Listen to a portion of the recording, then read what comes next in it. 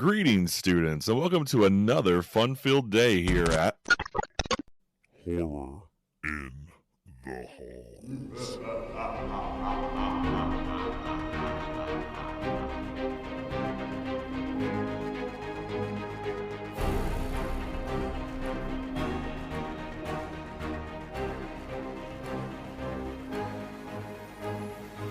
What's up, kids, and welcome to Horror in the Halls. I'm Jenny, aka Mrs. Hill. And I'm Bob, aka Mr. Holland.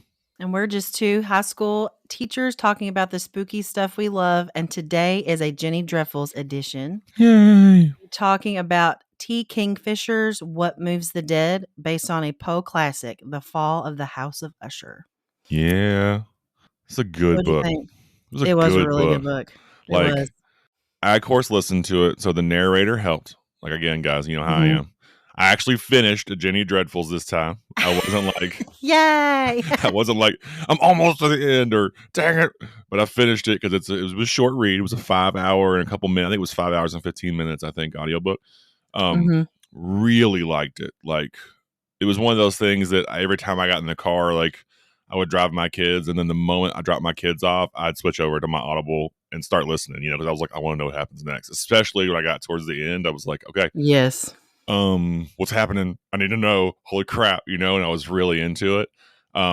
Great story. It's a great retelling. I think they used a couple, I think I said this the other day in class, or in the hallway when I was talking to you and Nate about, how like the TV show Elementary they focused in on the drug addiction of Sherlock and made that the focus of the show and then built a show around it.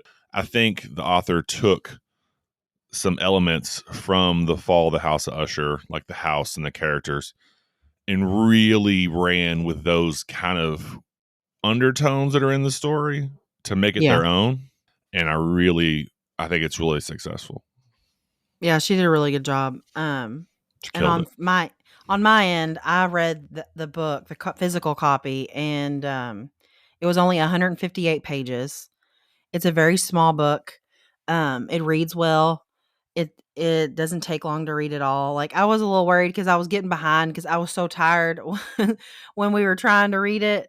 And then the last day that I finished it, I sat for an hour and a half and finished like the half of the book that I had left. So like it wasn't a crazy read. Like on my end, it probably would have taken, typically a 158 page book would have only taken me like 2 hours to read, but it took me a little longer this time because I was a little tired. But yeah, it's one of those books that if you were into it, like if you could sit and read, you could read it in one sitting. Like it reads fast because it goes. Yes. There's not a lot of lulls. And like I said, again, I listened to it, but even that, it's like it's gripping. The story progresses really well. It's written really well to continue to move. Even when there's some spots in the story that are kind of low spots, it's still moving forward. So it's really good. Yeah, and she doesn't stay in those spots very long. So I think that's why it was so successful, and it doesn't feel like a drudge to read. It's not a drudgery. Anyway, a little bit about the author. Her actual name is Ursula Vernon.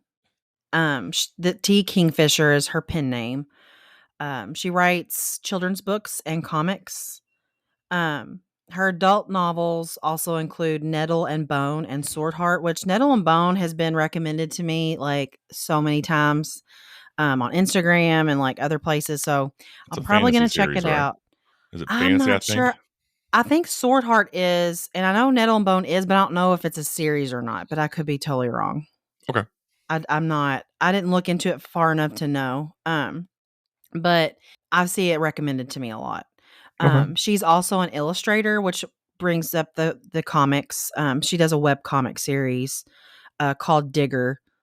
She does various short stories and other freelance pieces. She writes all the time.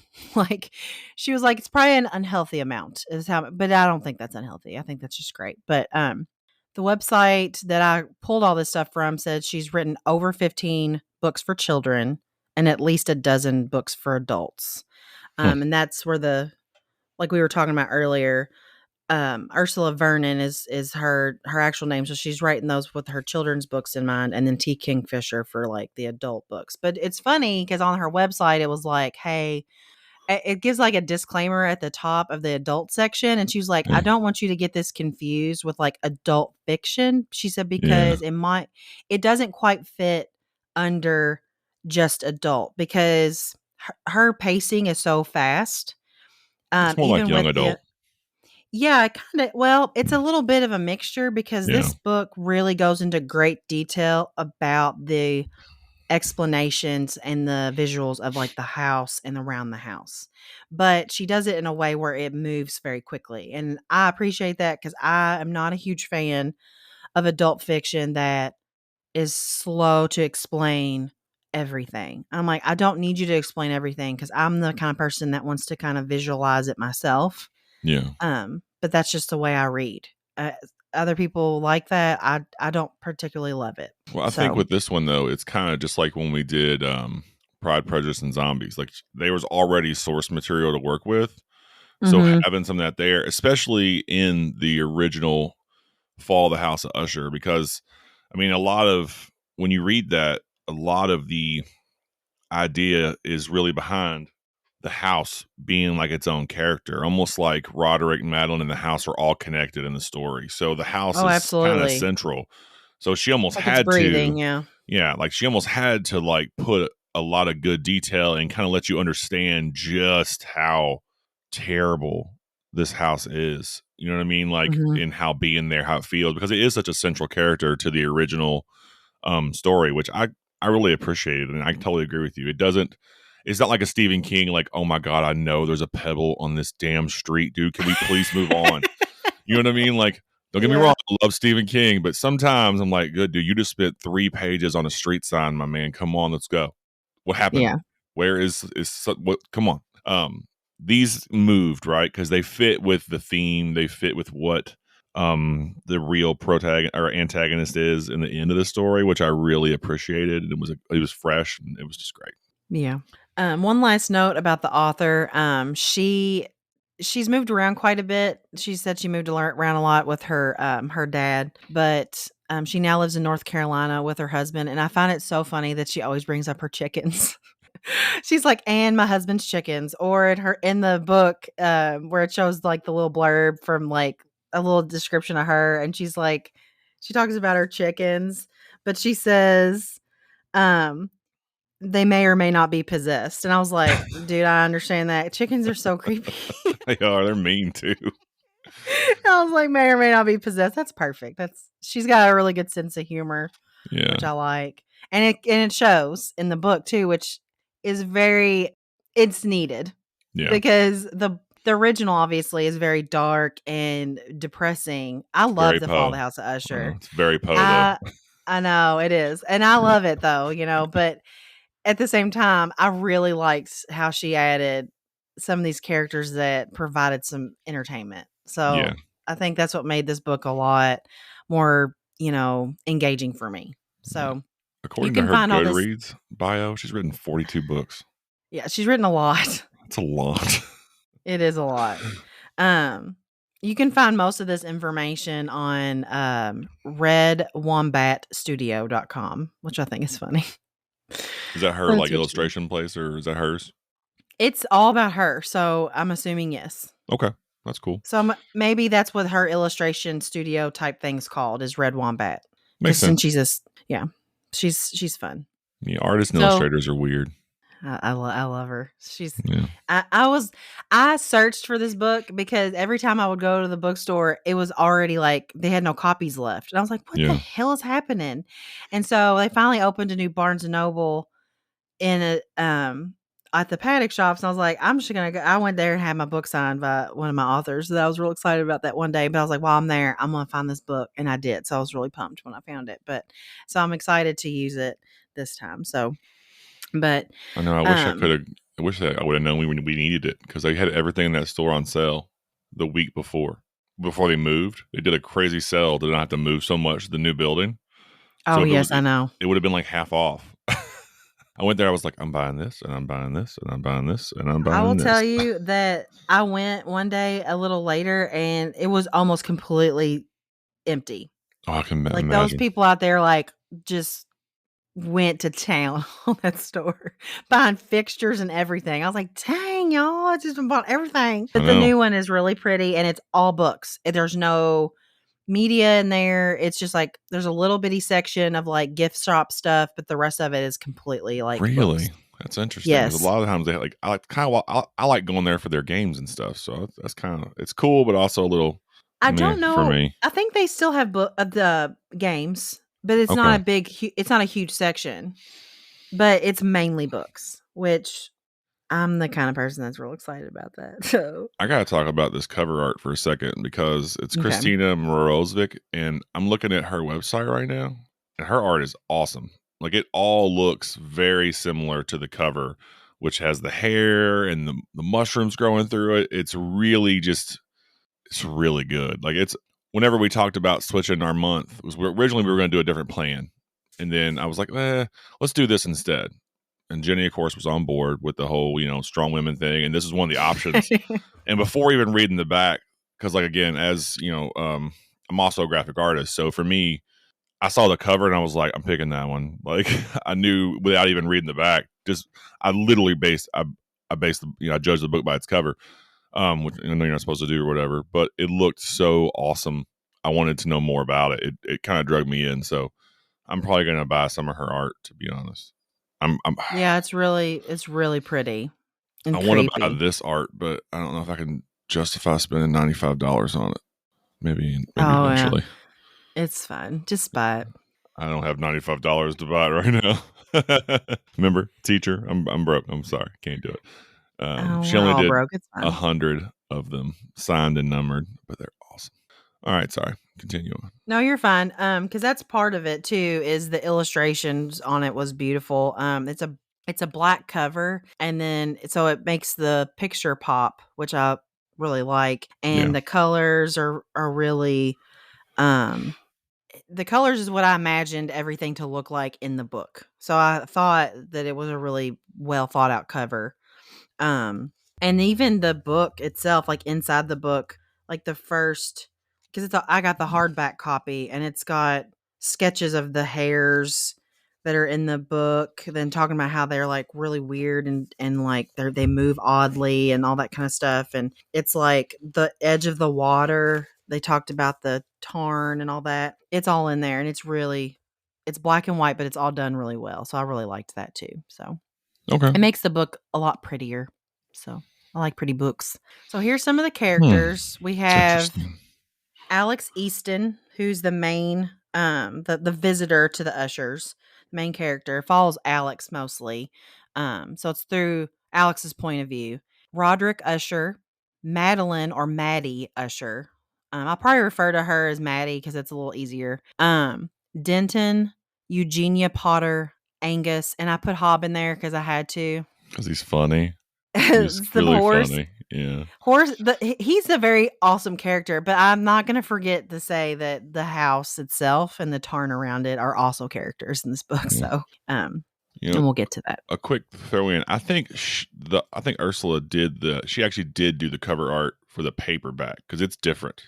It's Okay. just a hand with like mushrooms and stuff coming out of it. It's Okay. not near. It looks nowhere near the same. It's not even as good. It's more of a comic book style hand. So I bet she Yeah. probably did the original cover for the paperback, but it's just that special edition hardback that has the rabbit on it, the hair. Oh, Sorry. I had to have the hardback copy because it Yeah. was so pretty. So I bought it. So, and it's gonna look all pretty on my bookshelf forever because I'm not getting rid of it. So, I might actually read it again? I don't know. So, anyways, do you want to start anywhere, or do you just want me to go? You can roll, man. Like I said, I've kind of said what I Okay. wanted to say. I love the characters in this; they're really good. And I think Adam Hobb was needed because he's such a funny little like throw in with this He sassy is. horse. I really like it. That's the only way to describe Yeah. Hobb. He's very sassy. He's like, hey, hi, I'm fancy. I'm a fancy Yeah, horse. like Alex talks about how they what is it called? They spurred him on the side. Yeah, and he was all mad, And like, huh? he looked at her like, "What the F did you just do to Yeah, me? how dare you? Like, How dare you? how dare you get an attitude with me, ma'am?" So, I like the part where she forgot. I guess I did find out Alex is never fully given a gender. It's supposed to be like a they them. Yeah. Mm-hmm. But I think you can kind of interpret that it as a female. But she forgot they had apples, and I was like, "Why are you asking me to do stuff and not giving me an apple?" Like he's like, "But Hob didn't forget." Like, what are you doing? Yeah, I did not forget. I'm gonna need you to come through with some apples. I kind of like that. Oh, I love it. Yeah. That's what I'm saying. There was like things added that provided a little bit of, I snickered at some parts. Like I Yeah. loved Angus. So I'll get into that part in a second. But so the writing in general for me was really phenomenally done. Couldn't even say that word. But Feminine phenomenal. yeah, right. The scenes were set very well. We kind of talked to that already, but like the dreary setting, the macabre displays, what was left of this state itself. So you talked about how it was like crumbling, and you could tell it was in a state of disrepair. I love that the characters are very sarcastic and very crude sometimes. And I said it's an overall fanciful take on Poe's original work. I think she did like this justice. Like I think Poe would have read it and 100%. been like, this is actually really good. So I mean, um honestly, I like it better than the Fall of the House of Usher, only because of how much more is added oh yeah. to the world, and Mm-hmm.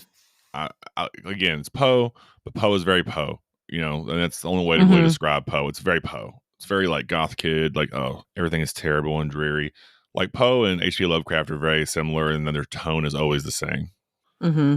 You know what I mean? Yeah. Like in Poe, he's afraid of everything. Everyone always, not Poe, but Lovecraft is always driven to madness. Poe is always just like dark and dreary.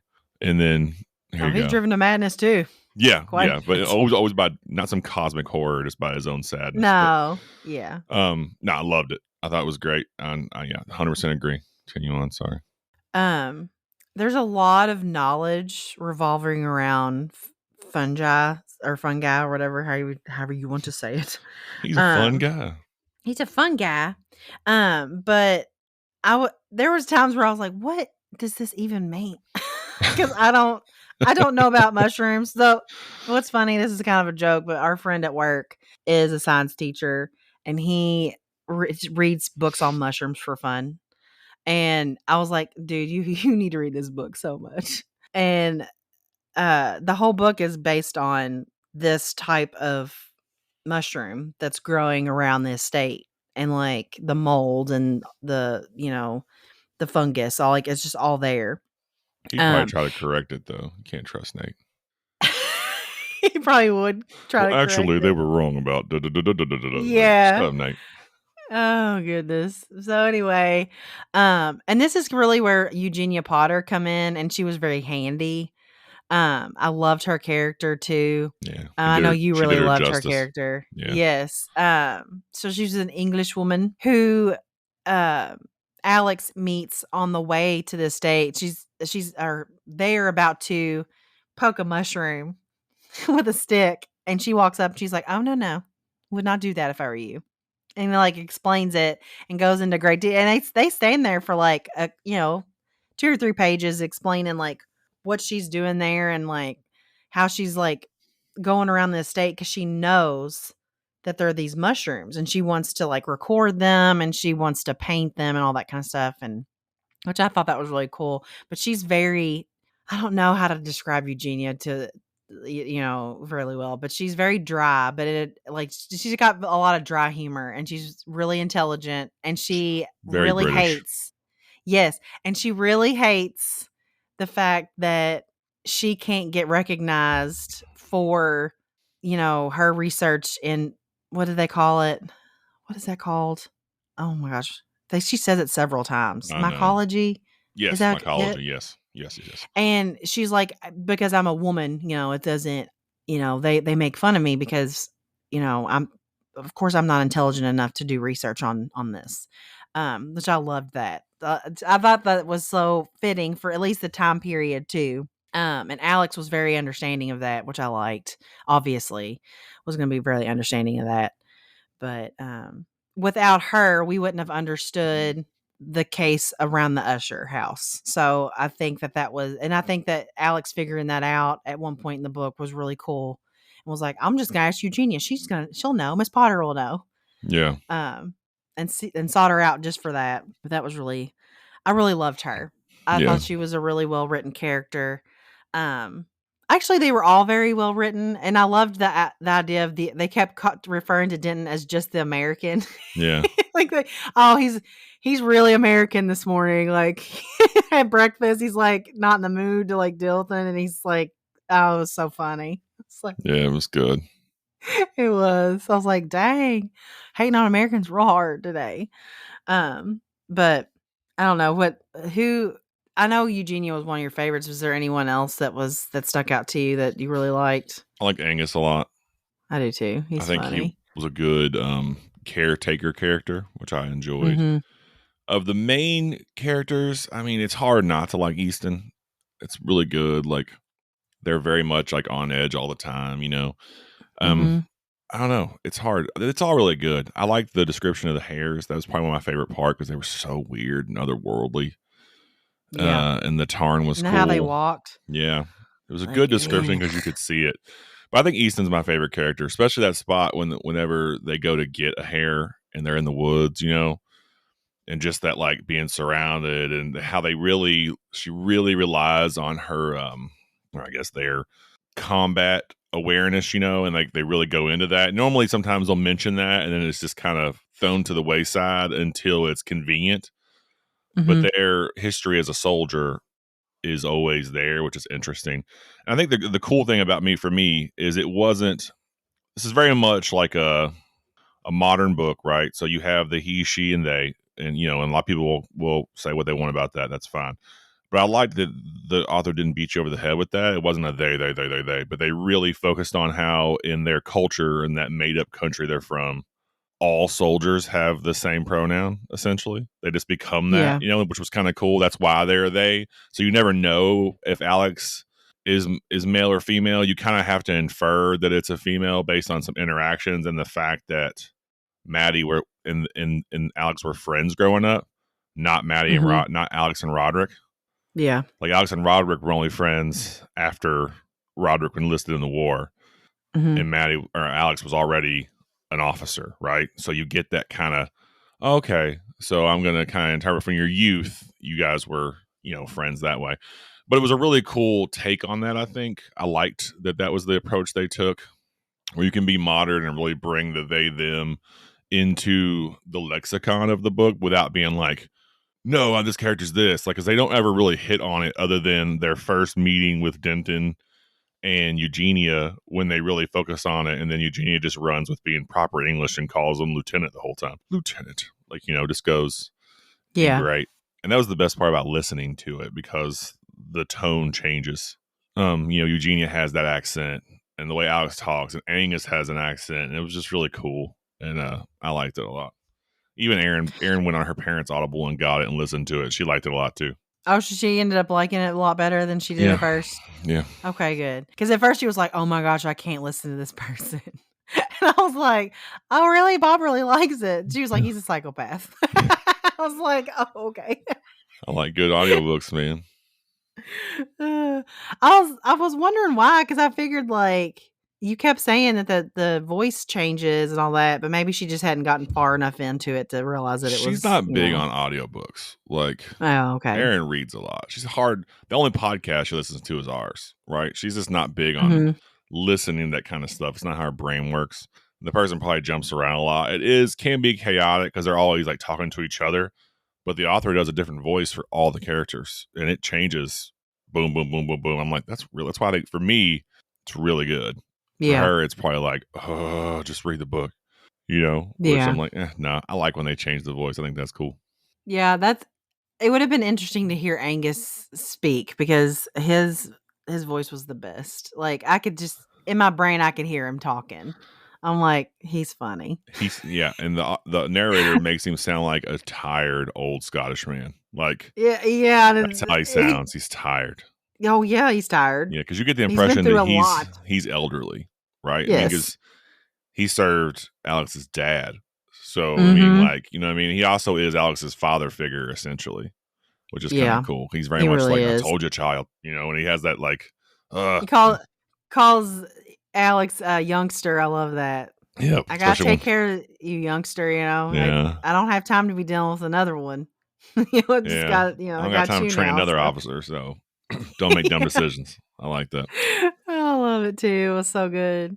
Yeah, I was really confused at first about Alex's character. And it took you to explain it to me because you were listening to the audiobook, so it was a little probably easier for you to figure it out than it was for me. But it didn't bother me after you told me that. I was like, okay, well, it makes more sense now, and now I can like visualize Alex a little bit better. Yeah. Um, Well, because so Alex's gender doesn't matter, no, it which I think is doesn't. cool. There's no real romance interest in this, like where their No. gender's a big deal. There's none that matters, which was kind of cool. Like it's there and you get it just because you kind of if you really like because the voice is not feminine at all. It has a very like Mm-hmm. curt to the point military kind of vibe Yeah. voice, right? But if you like really if you kind of listen to it and read into the interaction when Alex first meets Eugenia, you kind of get that and then they go into the exposition of explaining the pronouns. You understand that Yeah. how are you a lieutenant and a female because that's why it was such a big deal for Eugenia to be like, I can't do anything as a female. But in there, she's a sworn soldier from her country. And at the end, they mention like they expect them to look like Amazons with their breasts cut off, and she actually mentions that hers are there. So like you get that Alex is a female. Yeah.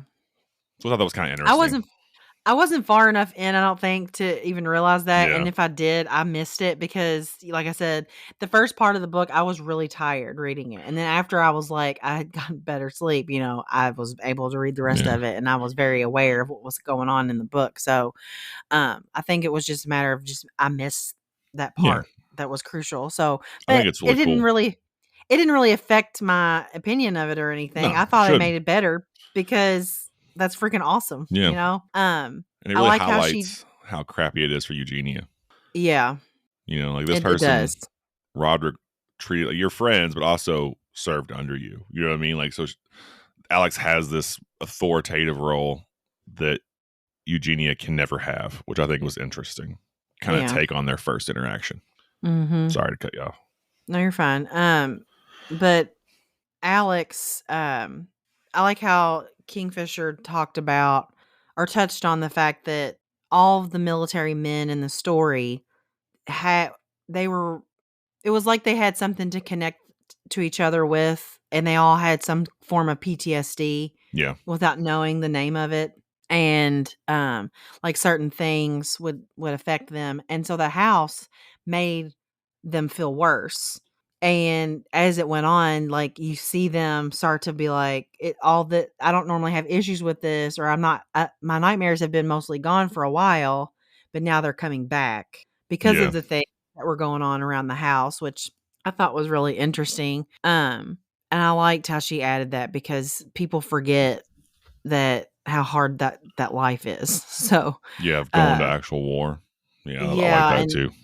and Denton, and he was talking about, I wanted to go to school to be a doctor. He said, but then they just handed me a bone saw and said, that's what you're doing. He goes, I cut limbs off. Like Yeah, that was my job.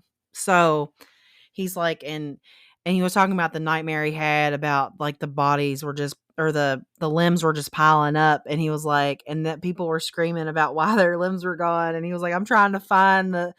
I was like, oh my gosh, that was like a horrible scene to yeah, think you were dreaming about like trying to put them back together instead of like yeah. It they're was like, where's my vivid too. limbs? Yeah, Yeah, it it was a vivid was. description of that kind of nightmare, which is pretty wild.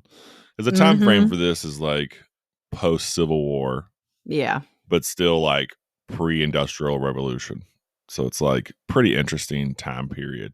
I liked it a lot. Yeah. I Great did book. too. Don't want to give away too much because I think everyone should read it. No. Easy read. Even if you're not a reader, it's 150 pages. You could read that in a day or two.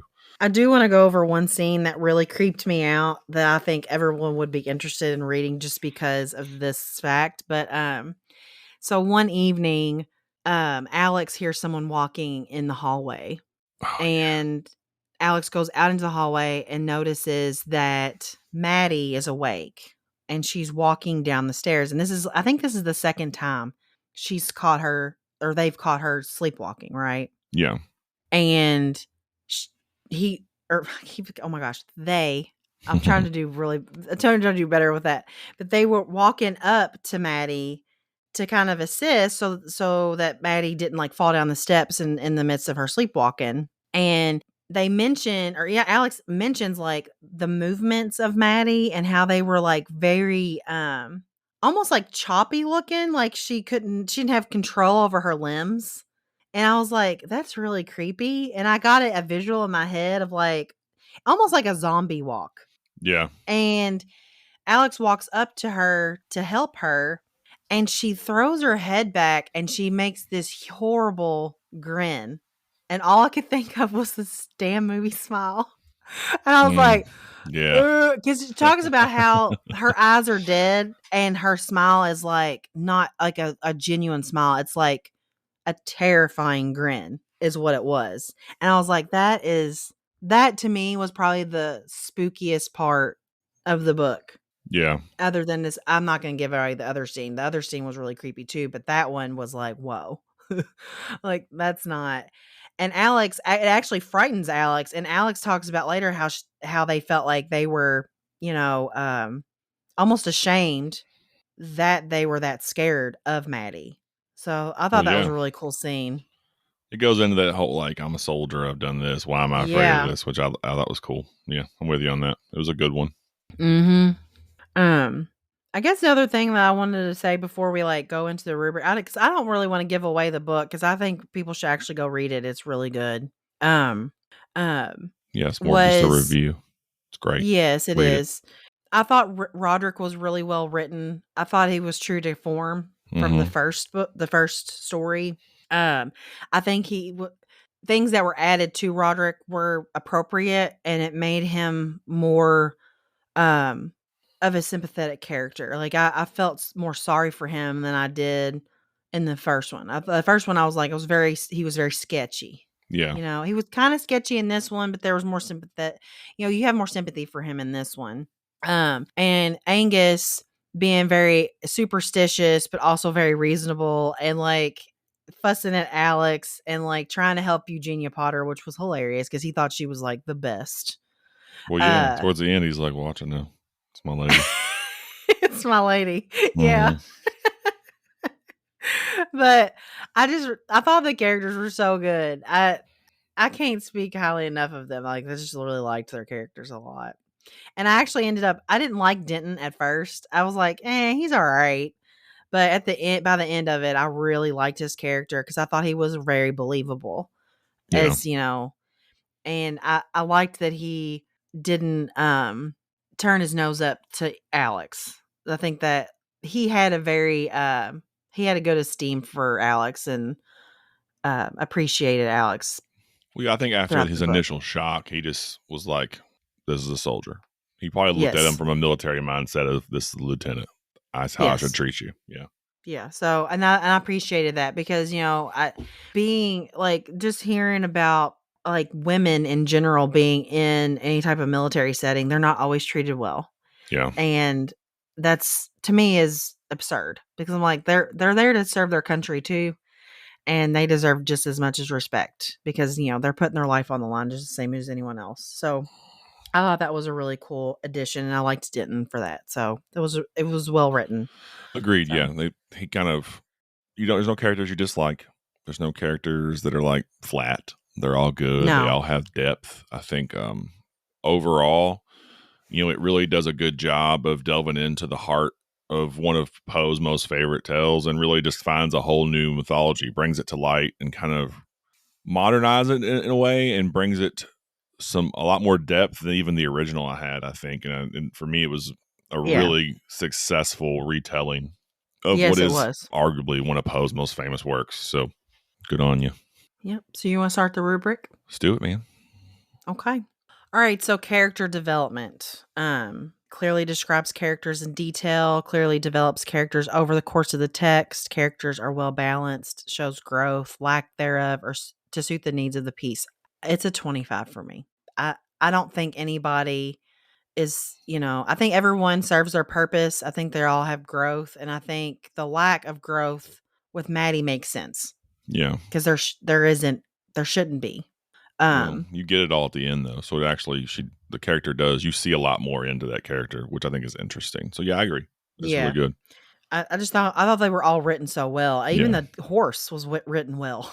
Like true. And they're all you kind of described know, very well. yeah, like you know the horse is sassy. Yeah, Like I love it, so it's good. you get an image Um, too of how they all look, uh-huh. like description wise. Their details is very very well done. Very well done.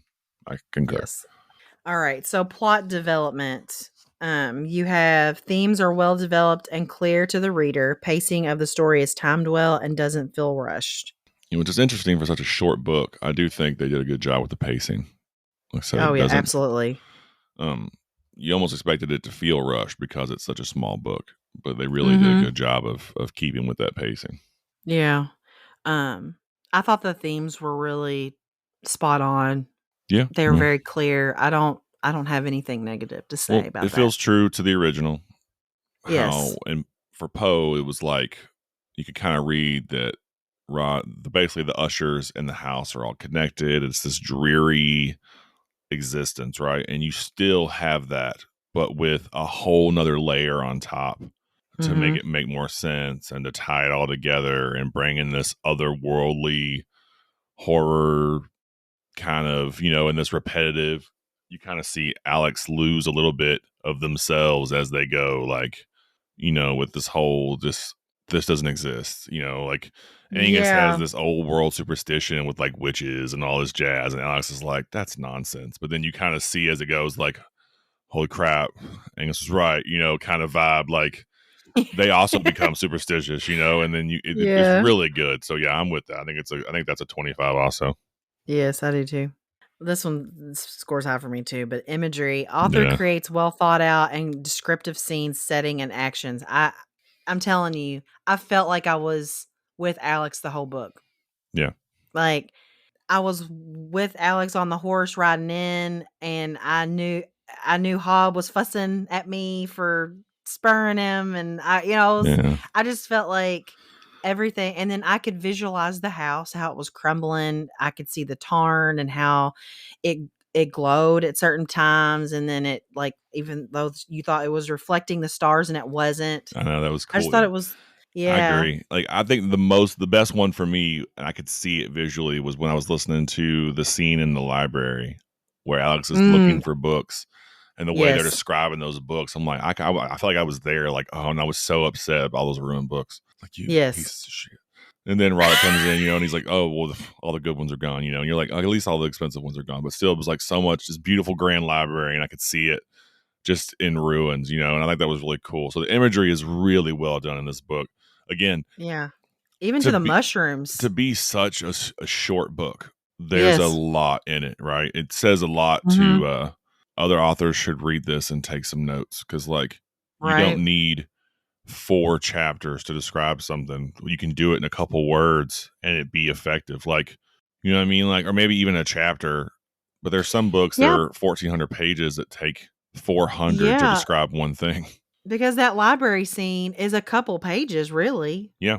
It's not that long. Like explaining the books was not that long, but it was like you were there and Yeah. you were trying to peel the pages apart, but they were swollen and like moldy looking Yeah. and just So yeah, and talked about the smell and it was just, they did a very good it job. was yes they did.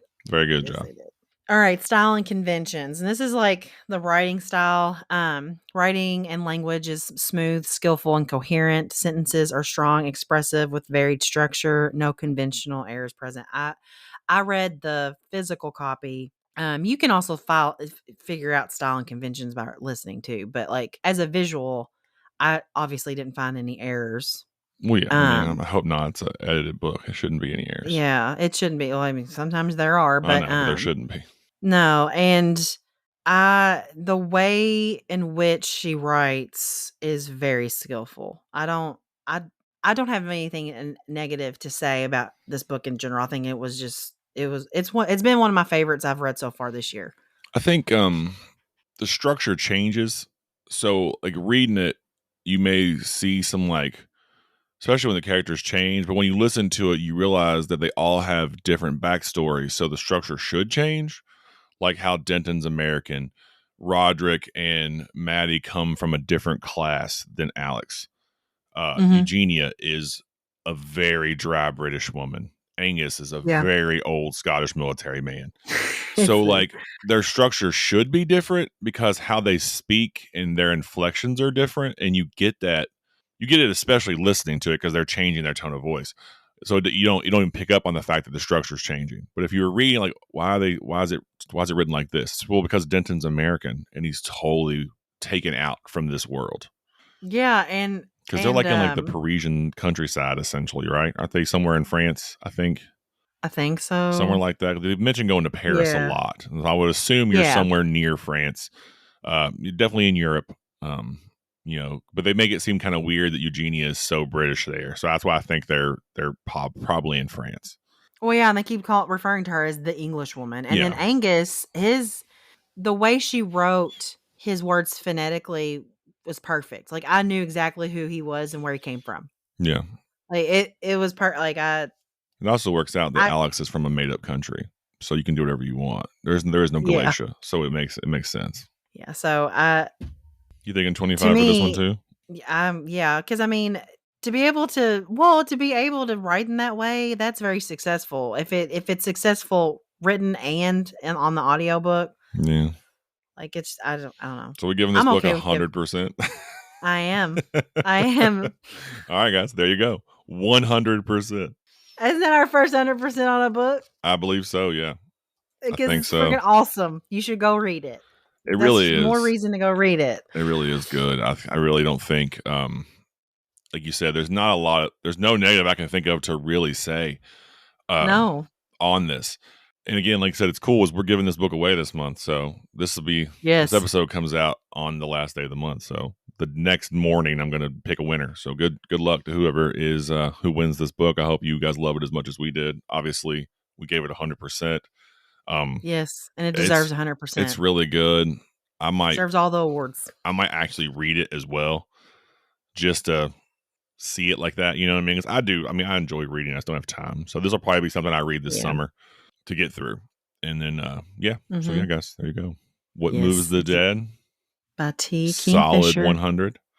Yes. Very well earned 100. Again, it's hard to take such good source material and not be good with it. Well, let me rephrase that. It's not hard. People do it all the time. They try to retell Poe stories and they're garbage. But this one was very successful.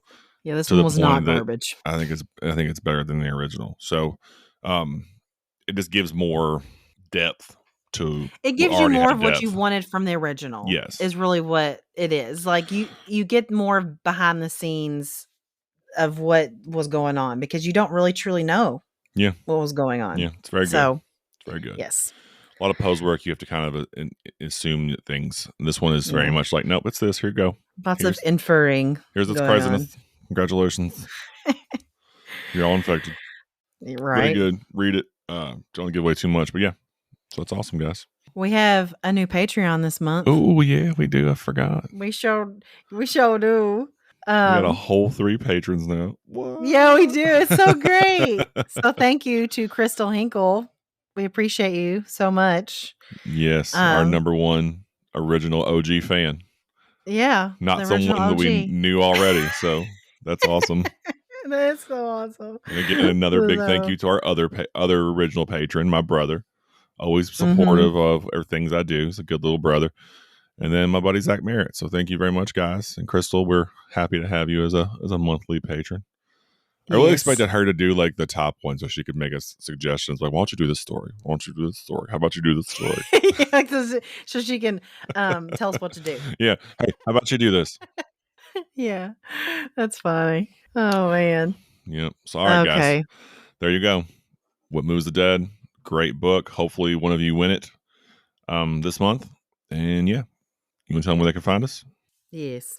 You can follow us on Facebook and Instagram at Horror in the Halls. You can also follow Jenny_Dreffels on Instagram. You can email us at horrorinthehalls@gmail.com. We would love to hear from you. Yeah, guys, reach out. Let us know. You got ideas? We'll listen to them. Not sure if I'll incorporate them, but we'll listen to them. Exactly. Whatever. I'll do what I want. And yeah, guys, check us out. Follow us on Patreon. Follow us on social medias. We have merch. It's pretty Yes. decent. It's pretty solid. And yeah, so let us know what you think, guys, and we're gonna get out of here. So I guess that will be the bell for this week. And yeah, there'll be a new theme soon, so keep an eye out for that, guys. Yes. All right, we'll see you next time. Bye.